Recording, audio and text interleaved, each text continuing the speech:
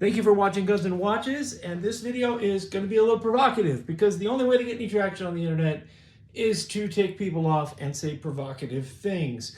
But there are two guns on the table here, then one of them is perfect for home defense, the other one is not perfect for home defense. And the answer to that question is going to probably irritate you, especially if you're an old-timey gun guy like myself. And this is the way the story goes, is 9/11 happens, and I have a young family, got a wife who's pregnant. We just relocated to the middle of the country, and life is good, and the country got attacked, and I said, I'm going to go back in the Navy, and I'm going to help the country jack up some jihadis. I'm going to go follow President Bush into war. And my wife patted her pregnant tummy and said, you are not going off to do that. We got bills, you got a good job, and you are raising a family, buddy. So on 9/18/01, I bought this Mossberg 590A1. Why? Why did I don't know about the A1. That just fell off my tongue. I think that's what this is. Doesn't really matter. It's a Mossberg 590. Mossberg 590 is, as you can see, it is a 41-inch beast. It holds 8 2 3/4-inch shells in the tube plus 1 in the chamber, and it is a great shotgun.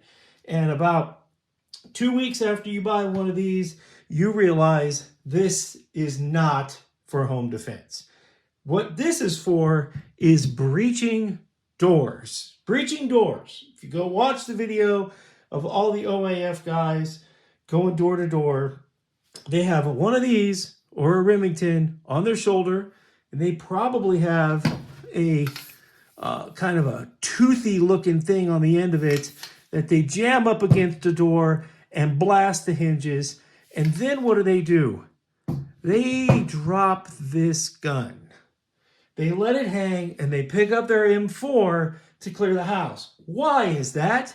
Because if you are going into a house where there are good guys and bad guys, you need to be able to aim.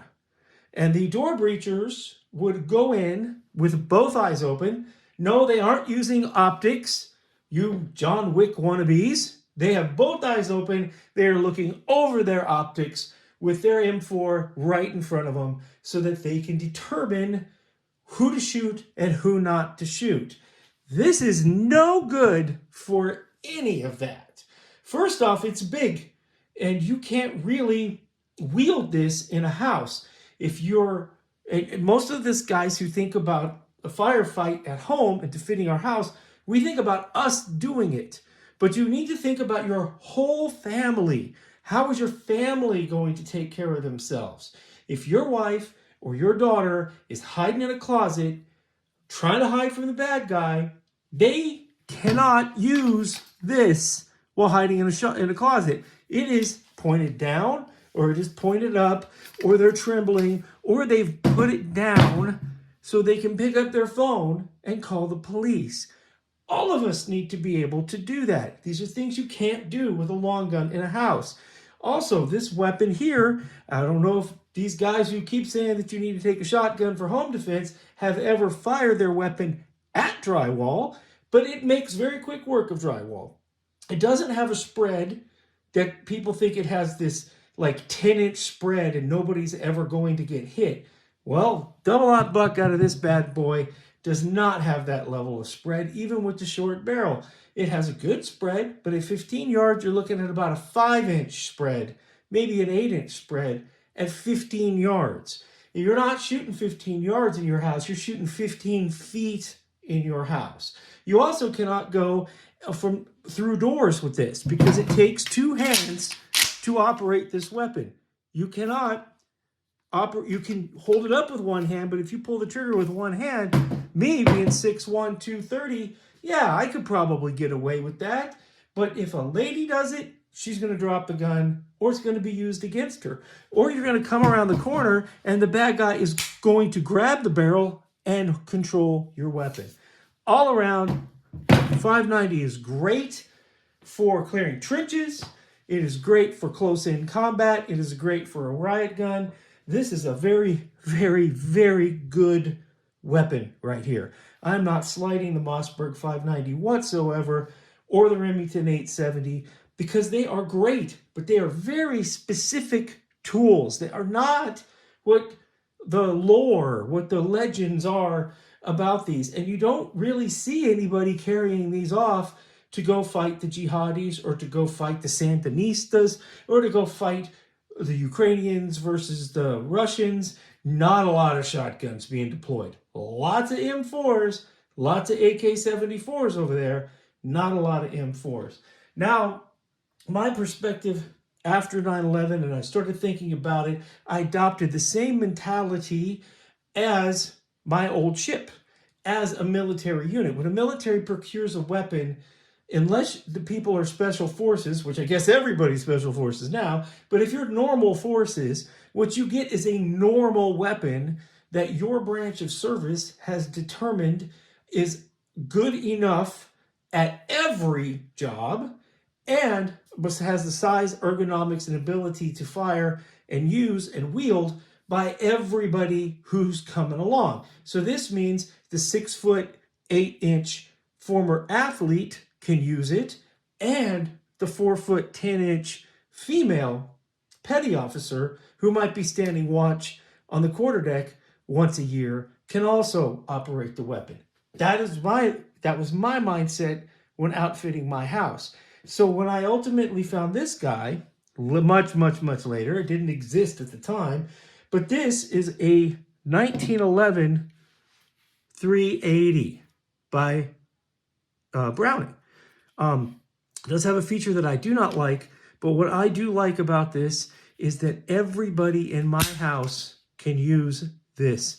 Everybody can rack this slide. If I could show you how to rack the slide by just holding it, barely holding it. You can barely hold this gun and rack the slide, which means everybody in my house can hold it. I'm a pretty big guy. And look, it fits in my hand like this. It kind of my hand's a little bit bigger than it, because this gun is not for me. This is for my household. This is for my daughters and my wife to be able to call the police while holding the gun on a bad guy. This shoots a 380, and I've got these little bullets that look like a Phillips head screwdriver, because the 380 will not expand because it's not going fast enough to expand, but it will channel. This weapon here, I am a very good shot with a pistol, but this one is special. I don't know what they did with this. It's not cheap. These run between $700 and $800, depending on which one you want to get. This one's called the Black Label, and it is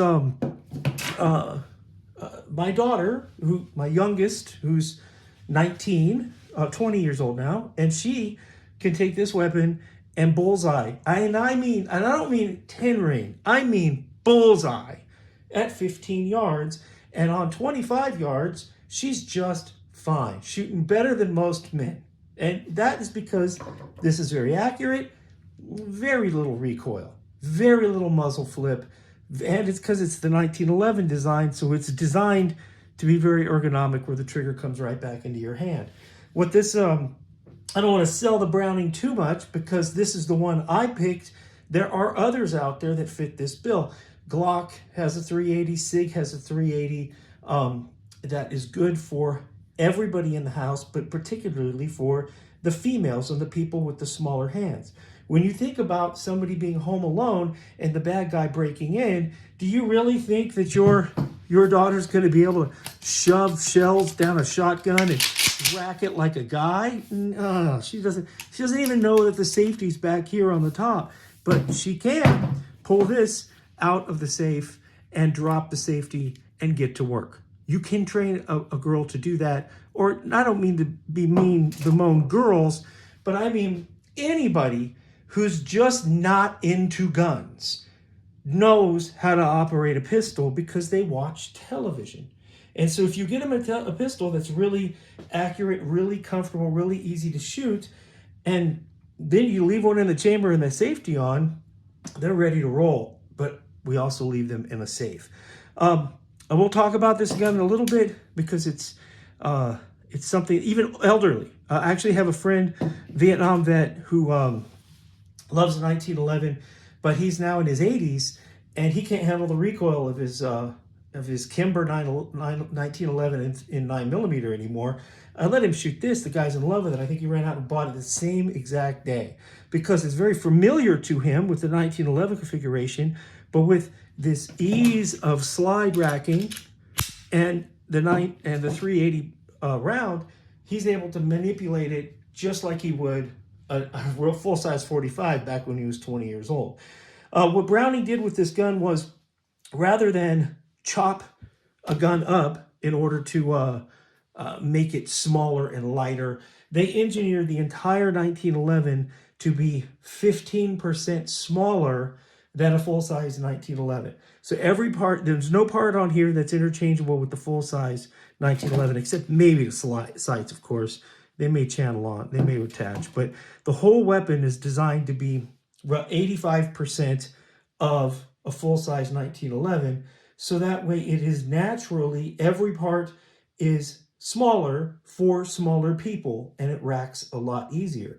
The great application here is that whoever's home alone, and I have this cheap light laser combination on it, because the people that I'm buying this for don't train.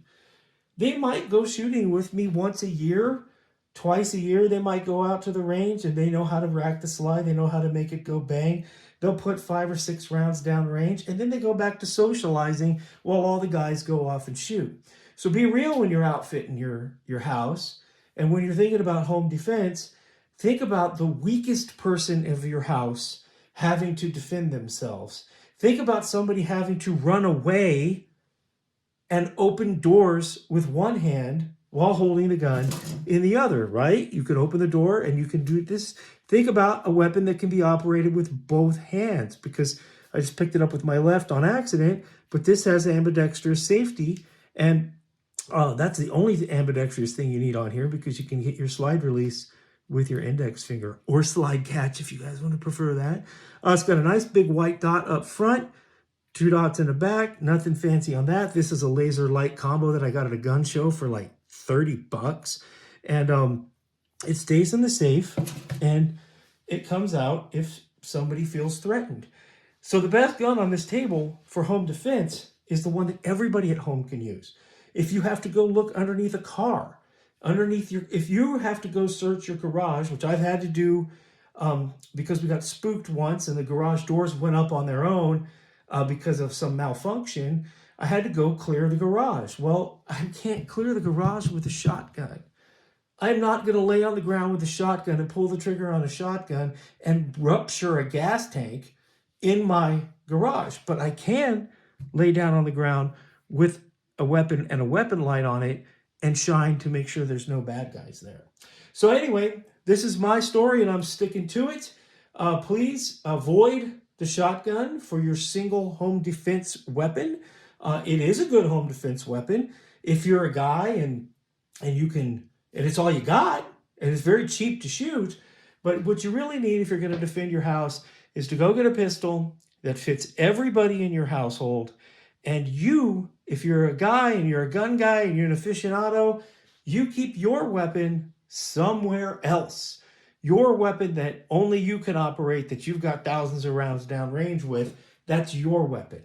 Differentiate, spend the money. Also, make sure you get a safe. Keep your guns loaded and locked up, not unloaded. That's terrible advice to keep a gun unloaded, because you're not defending yourself with it. If you're chasing them around trying to hammer them with it, that is no good. No, you want to. This one's empty, by the way, but you do want to keep your weapons loaded. At least have a magazine in so that you can rack the slide. That way, if something goes bad and you get a hold of your weapon, you can get it going pretty quick. So, thanks for watching Guns and Watches. And like, subscribe, share. Let me have it in the comments if anybody ever sees this. Have a great day.